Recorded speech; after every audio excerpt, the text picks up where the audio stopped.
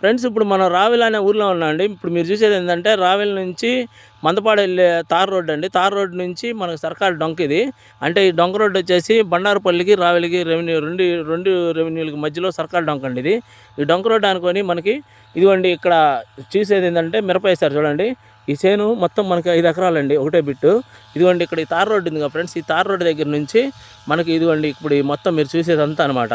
అదిగోండి అక్కడ ఎలక్ట్రికల్ స్తంభం ఒకటి ఉంది చూడండి చివర.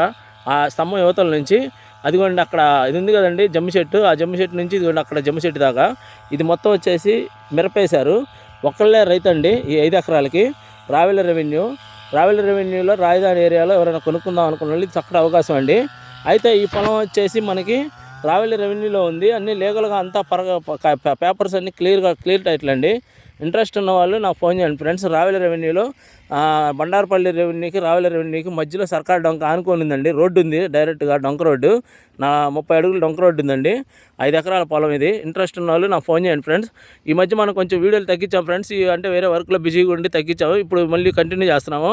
ఈ పొలాలు వీడియోలు రాజధానిలో ప్లాట్లు అన్నీ కావాలన్నా కానీ ఇంట్రెస్ట్ ఉన్న వాళ్ళు నాకు ఫోన్ చేయండి ఫ్రెండ్స్. ఉంటానండి. Bye friends.